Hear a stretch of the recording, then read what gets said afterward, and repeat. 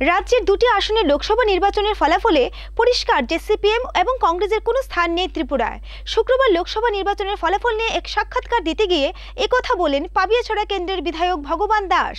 ত্রিপুরা দুটি লোকসভা নির্বাচনে ভোটের ফলাফলে পরিষ্কার যে রাজ্যে সিপিএম এবং কংগ্রেস দলকে বর্জন করেছে মানুষ। শুক্রবার সাংবাদিকদের মুখোমুখি হয়ে লোকসভা নির্বাচনের ফলাফলে প্রতিক্রিয়া দিতে গিয়ে একথা বলেন বিজেপি দলের ত্রিপুরা রাজ্যের সাধারণ সম্পাদক তথা পাবিয়াছড়া বিধানসভা কেন্দ্রের বিধায়ক ভগবান দাস। একান্ত সাক্ষাৎকারে তিনি সেই সাথে স্বীকার করেন যে এবার সর্বভারতীয় ক্ষেত্রে ফলাফল তেমন আশানুরূপ হয়নি। তা সত্ত্বেও সবচেয়ে বেশি আসন পেয়েছে বিজেপি দল। এনডিএ সরকার গঠন করবে তা নিশ্চিত হয়ে গেছে। নির্বাচনের আগে কিছু রাজনৈতিক দল অস্থির পরিবেশ সৃষ্টি করেছিল, সেই জায়গায় দাঁড়িয়ে ভালো ফল করেছে বিজেপি দল।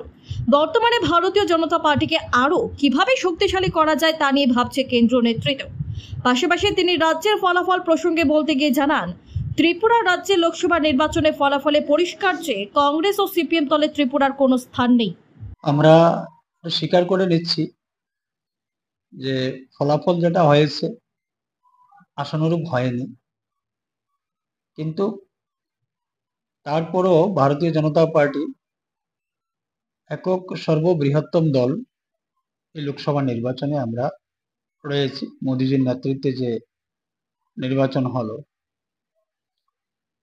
এনডিএ আমরা সংখ্যাগরিষ্ঠতা পেয়েছি এবং নিশ্চিতভাবে এনডিএ সরকার গঠন হচ্ছে, এখানে কোনো সন্দেহ নেই।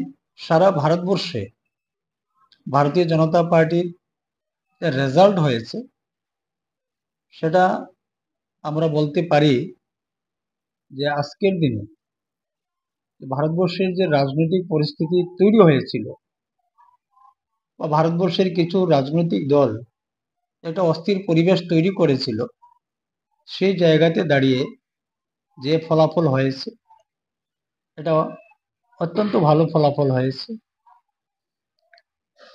এবং এই জয় আমি বলবো না সেটা যে শুধুমাত্র ভারতীয় জনতা পার্টির জয়, এই জয় সমগ্র ভারতবাসীর জয়, এই জয় এদেশের গণতন্ত্রের জয়, এই জয় ভারতবর্ষের প্রত্যেকটা শ্রেণীর মানুষের জয়।